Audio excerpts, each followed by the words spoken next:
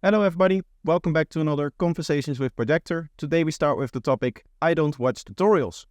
Before I go, you can contribute topics for this series on my Discord server. Have you watched tutorials on how things work in Bitwig? I haven't. I haven't really watched tutorials, partially because I find watching tutorials for stuff that I don't use fairly boring, because I'm the kind of person that when I'm watching a tutorial, I'm immediately implementing things, right? So I'd like to have a tutorial that is on a second monitor so that I can immediately start working the things that I learn and actually learn faster in that way. But also I don't really have a lot of time to dedicate to this kind of stuff. I'm continuously editing. In fact, I was editing like half an hour ago, and then I quickly set up the stream. That is the reason why the stream was a little bit chaotic at the start as well. You can use segments to use more precise envelope. Okay, but yeah, so all of that stuff, the envelopes, this tip for the segments, that kind of stuff is not something that I know because I haven't watched tutorials. I haven't done any of that. Also, I want to get the first user experience, right? I want to basically be thrown in the deep and see how well the DAW assists me into learning the DAW itself. I don't like modular workflows. I love the modular approach they took to sound design. I still don't know if its workflow is great or not, but it sure looks fun.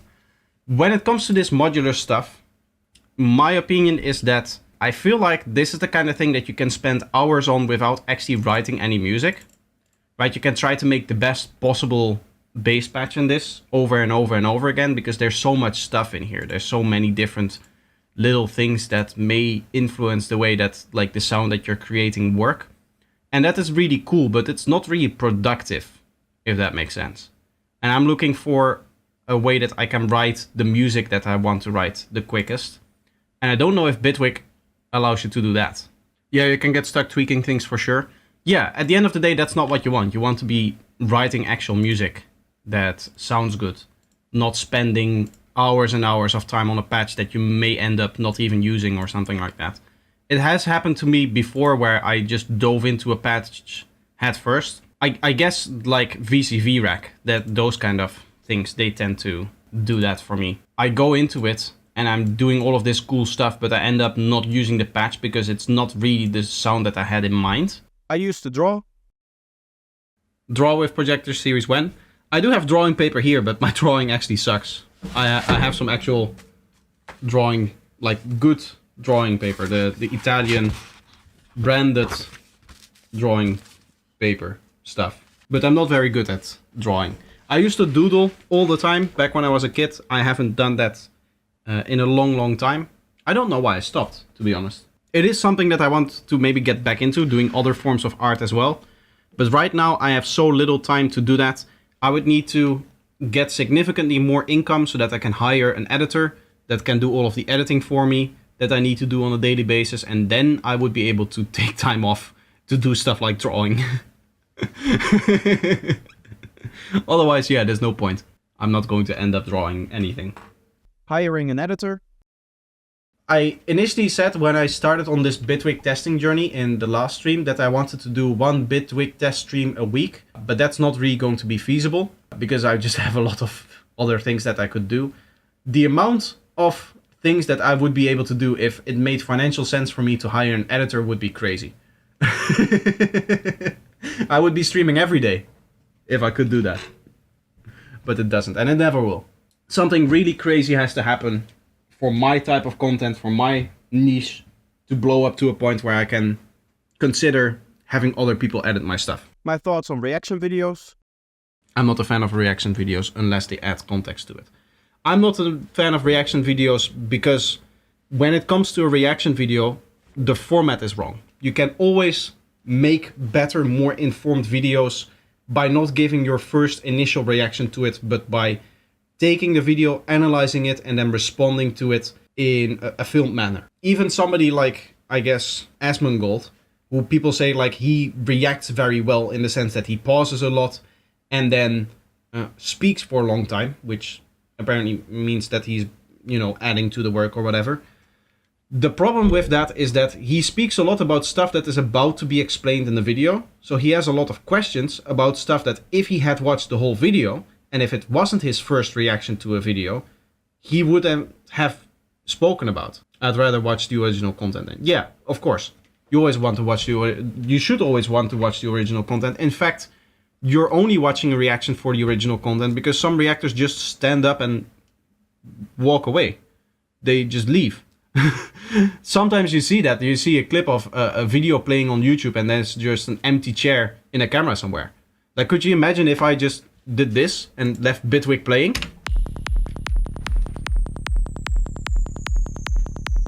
If this was my live stream, everybody would leave. If that was the stream, everybody would leave.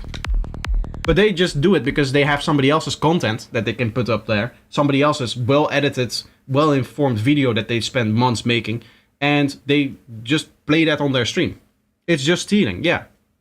The problem with a lot of those people is they think that they know or have some knowledge about copyright law. Not saying that I'm a lawyer, but I at least know that in order to qualify for your content to be transformative, one not only has to argue that they added something to them, but that they also took some stuff away.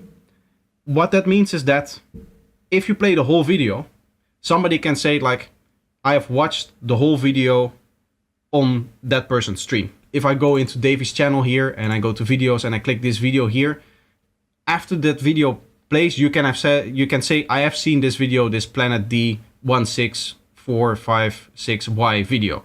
I've seen it on Projektor stream, right? So I'm not taking anything away from the video. If I only play the first 30 seconds of the video, you are incentivized to continue watching on the actual channel. So then it becomes more like a promotion. When you're just reacting to it, you're not really doing anything in terms of promotion and that kind of stuff. My thoughts on Bitwig so far. What do you think about Bitwig so far? It's a nice software where you get to lose a lot of time. In the sense that we just created a baseline from scratch. And it took me 1.5 hours. If I were to do this in M Sound Factory or maybe not M Sound Factory. M Sound Factory is very, very complex. But inside of Ableton, this would take me probably 15 minutes. Now, that being said, I would neither make or never make a bass patch completely from scratch like this, the way that we've been doing it here. Right, I would just go in here, go serum, bam, okay. Just open it up, and then I go in here. I find my preset, and then I select the tonality that I want through the bass table thing here, right? This thing here. I just find a waveform that looks cool, and then I just take that, and that is my sound then. That's the bass line. Maybe a bit more like this. Maybe this isn't the right table here. The bump ones seem very nice sometimes.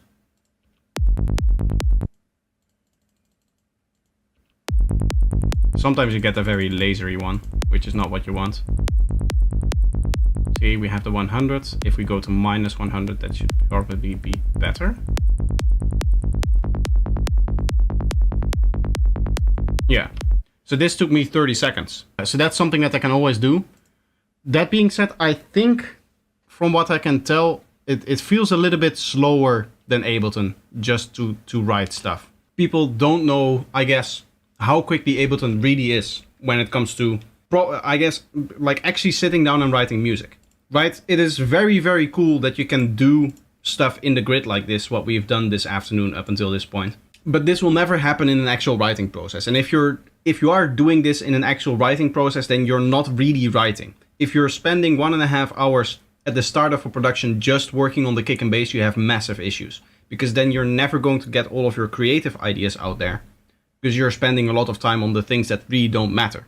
Being creative, all that matters is how fast can I get an idea that I have in my head into the DAW. And I feel like no DAW does it as good as Ableton does it, with just the speed that you're able to create new ideas and add to new ideas. Grid is powerful but slow. Exactly. Everything that is happening in this DAW is technically better and probably more powerful, but also slower than Ableton. I think it's all about mastering your DAW. Choose what feels natural for you in terms of user interface or user experience. Yeah. That's normal when you've worked in a specific DAW for so long. You build muscle memory, and it is always an adjustment and a tool you're not accustomed to. Part of that is true. Yes, of course. There's a decent chance that my initial hunch of this being a slower DAW is not true. That if I work with it long enough, I can get that muscle memory up. First of all, I have not only worked with Ableton, I've worked with FL Studio. I work regularly still with Reaper. So I'm not like the one DAW kind of guy. The second thing is, you need to ask yourself if by switching DAW, you gain something. And this is a hard question, right? This is people like, especially people that use Bitwig for some reason, they are very, I call them the Elon Musk stans of the music production community, because they're very vocal about their DAW being the best. Which, to all their credit, it is better than Ableton. Just from a technical perspective, it's a better piece of software than Ableton. It's just better designed. But switching over for me now means that I lose a lot of things, right? I lose all of that muscle memory and all of the organization and all of the plugin folders and all of the little workflow hacks that I've set up in Ableton over, as some people say, like many years of working. All of that muscle memory I lose. What do I gain as a benefit? What makes it that all of that time that I've lost and that I now need to build up again, and that I need to spend not writing music but training myself to use the DAW, to organize my files, to set up my plugin folder, to set up my audio stuff. What allows me to win that time back? You know, that's the question that you have to ask yourself for switching DAWs. A lot of people don't do that. A lot of people just hop around from DAW to DAW. That's the same with plugins. There's a lot of people that just get new plugins. I don't. I almost never get a new plugin just for the hell of it. I need to convince myself beforehand when I'm spending the money, like, okay, this plugin is going to allow you to do that, which is beneficial for your workflow, because now you cannot do that. And within that, there is impulse purchases, in the sense that I sometimes buy a plugin. Like, for example, I have the, what's it called? Shaperbox plugin. Shaperbox 3 over here. I have barely used this, but I've purchased this, and it's massively powerful, and there's so many different things that you can do with this. This is almost like a DAW in and of itself, actually, with the amount of crazy modulations that you can do in here. At least it can, if you wanted to, it can completely take over the automation part or the modulation part of a DAW, I should say. Right, modulating all of these different parameters, that kind of stuff. This was a little bit of an impulse purchase for me, because I knew that there were things in here that I could do with this plugin that I cannot really do in other plugins. Mainly some stuff that I saw in a Dan Worrell video on this tool, and that was the reason why I decided to purchase this plugin. But since then, I've noticed myself not really ever using those features. Even though I convinced myself that there's things that I could do with the software that I'm spending my hard-earned money on, I still didn't implement it into my workflow, I guess, is the way to say it. It all depends on the used workflow. Exactly. And when it comes to harm in that, or the workflow and that kind of stuff, the harm that it can do, purchasing too many plugins, purchasing too many DAWs, it's the same for, I guess, hardware synths, that kind of stuff, is that it costs a lot of money if you're never going to use it. It's the same reason why I don't own a car. I work from home, don't really go places outside of Cremona, and within Cremona I can just walk everywhere that I want to go. And if I cannot walk to the place that I need to go, I can cycle there. Now, I could purchase a car and maybe sometimes get to places where I wanted to go that I cannot go to now. But is it worth the money that I have to pay for a car, the maintenance, the insurance, the gas, all of that stuff, to have that possibility of every once in a while doing that one cool thing? No, probably not, right? If I go out to the sea 3 times during the summer and I go by car as opposed to going by train, right? Then yeah, my life would be a little bit nicer because I have that car that I can get to the sea a little bit quicker. But the amount of money that you would have to pay for that is immense. It's the same with plugins and DAWs, just on a lower scale. Like, you don't really think about the money aspect of buying plugins. If you spend $30 on a plugin here, maybe another plugin is $100, maybe 3 months later you spend another $20-30 on plugins, then you have like a what's it called, the Black Friday sale, where you spend a little bit more. You maybe spend like $200 on a whole bunch of different plugins. Throughout the years, that money is going to really count upwards. And if you can prevent that by just logically thinking about, okay, which tools do I actually need?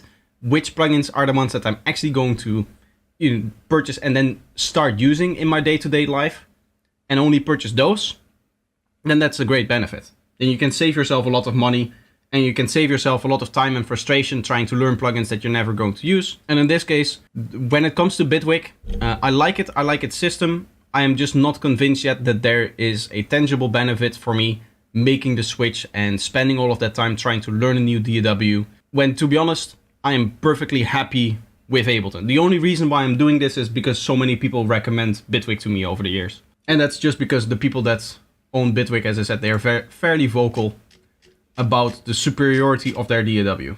Which again, as I said, I do have to agree with them that it is probably a better piece of software than Ableton. Ableton Live 11 is still my favorite DAW today. Yeah, same for me. With all of the things that I've built up in that DAW, I'm much faster writing down ideas and getting my thoughts into the DAW than anything I've ever tested. I use Shaperbox a lot. It's something that I need to work into my workflow. It's something that I just haven't found. You know, when a plugin becomes really useful, if you find that one trick that it can quickly do that no other plugin can really do in the same way. Take Lufticus. Right, this plugin over here that I've shown sometimes on my channel. This is a really cool plugin that does this 40k high frequency shelf. So you can dial in the air, but you can dial it in a way that you're essentially filtering out a frequency, or you're filtering a frequency that isn't even present in the audio part of the signal, so that the filter bleeds into the lower frequencies that you can hear and brightens them up that way, essentially. For the rest, I never use this EQ. I never put this on any other value other than the 40k here, and I never touch these bands over here. Shouldn't say never, maybe like once or twice I've done that, but I really only use this plugin to brighten up certain elements if they need it. But almost every mix of mine has this plugin in there, right? So this has a very unique purpose for me that only really this plugin does in a certain way, and therefore I use this plugin. It's not like this is the best EQ plugin. As you can see, these are fixed numbers. If I wanted to boost 2.6k, I couldn't do this with this plugin. I can only boost 2.5k. I cannot go in here and set 8k up by 5 decibels. For example, if you could take a perfect DAW, what would you take from FL, Bitwig, and Ableton? That's a very good question. I like that question a lot. What would I take from Ableton is its timeline and general layout. The plugins down below, that kind of thing. I like its layout more than Bitwig. I'm not really a fan of having a plugin over here. Right, this plugin is over here. And then having its settings be over here on the side, away from the actual plugin. I'd like to always have that like close to the plugin itself, and that is what Ableton does. I would absolutely love to have the grid system out of Bitwig inside of Ableton, but more importantly, its delay compensation and plugin sandboxing and the stability segments of Bitwig. And then for FL Studio, I would take its effects and instruments over anything. Its instruments are way, way more powerful than people give them credit for. Both Harmer and Citrus are some of the most deep synths you'll probably ever find. And it's really sad that they discontinued the VST versions of both of those plugins. ImageLine did that a couple of years ago. And it's still on their website that they're working on it, that there will be an update. But it has been like this for a couple of years now, that you cannot actually purchase VST plugin versions of Harmer and Citrus and that kind of stuff. If it would be the case, then I would buy them. Especially Harmer, because I'm actually like still missing it a little bit. Especially now that I know exactly what it's doing in terms of sound design. Also Maximus, by the way. There's a whole bunch of different effects that are really good inside of FL Studio. Maximus is like compressor, wave shaper, an everything volume thing. It can do wave shaping. You can set the timing value so low that it can get to doing wave shaping. But also just the interface of the effects are very nice. Yeah, I currently use this wave shaper over here. This wave shaper, while this is a very good wave shaper, Melda makes very good plugins, a whole bunch of the plugin window is taken up by stuff that isn't the wave shaper itself, the graph itself, which is really the only important thing about the wave shaper, because almost everything else you can kind of do outside of the wave shaper. I guess automatic gain control and the asymmetric mode and DC blocker are nice. But all of this stuff isn't really necessary. The metering isn't really necessary for the functionality of the Waveshaper. Like, it's nice to have it in the same plugin, but it's not really necessary. If you go into the FL Waveshaper, it mainly gives you the graph, right? There's the same kind of small controls that you have over here. Pre-gain, post-gain, the mix. We have oversampling, so high quality mode. There's probably a DC offset removal. And then here you have asymmetry mode. But the graph is taking up the main thing. If you go in here and you scale this thing up, it becomes bigger. But you can see that a whole bunch of the plugin window is taken up by stuff that isn't always necessary. Now, the people over at Melda know exactly what they're doing, so you can just do like this. But a lot of plugins don't have that.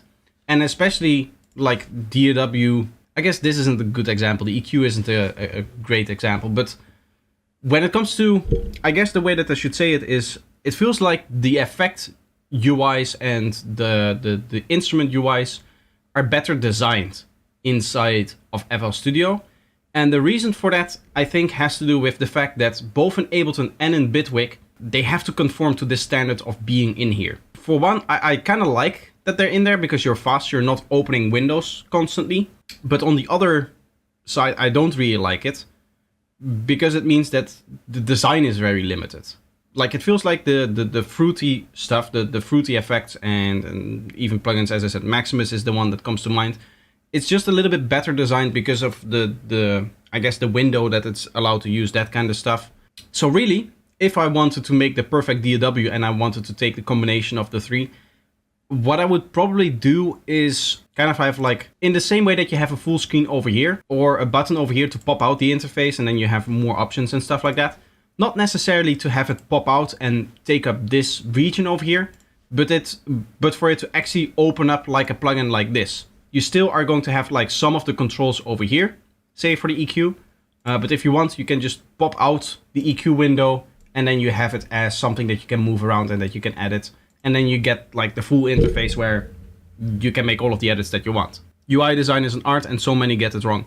Have I shown you the funniest example was the one that I talked about during my editing stream with Premiere Pro, how terrible their design decisions are. Here, if I go into a project here. So this is a project with two different sequences. This is a Conversations with Projektor episode that I'm working on. If I scroll over here, it scrolls the timeline. Very nice. If I scroll over here, it scrolls between the projects. But there's no color difference between these two bars.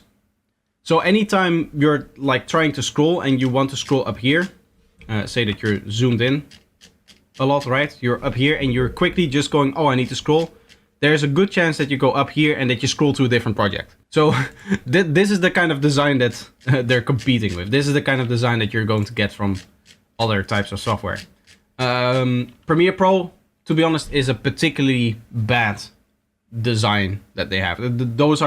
You find those things all the time in Premiere. Like if you have a short, which is a vertical aspect ratio, if you click on the short in the file browser and you click on the thumbnail, it opens it up in the timeline.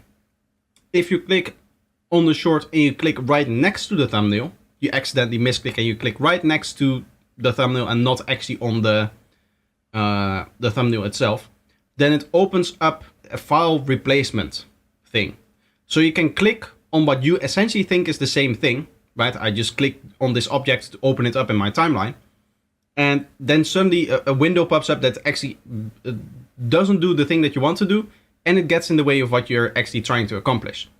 So it really, when you're editing and suddenly a window pops up for select file, you're like, huh? What did I do? What did I click? And because you're in such a flow when you're working, you're not even initially realizing like, oh, this is what I clicked that's made it cause to open up. And this problem only occurs because shorts are vertical, and therefore the thumbnails that are used don't cover the whole item. So you can click on an item without clicking on its thumbnail, which is, and the designer looked at that and the designer probably tested it with like, okay, we're going to test this. We're going to just create our video. They're creating a horizontal video. They never took into account that people would start making vertical videos maybe, which is okay if this was an issue in Adobe Premiere 2018, right?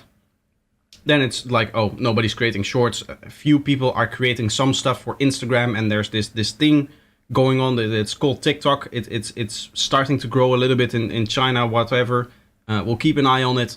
But if people start really massively using vertical video, which by the way is now the most used video format by a long shot in the world, then you need to at least test if your plugin or if your software doesn't do strange stuff when handling vertical videos like that.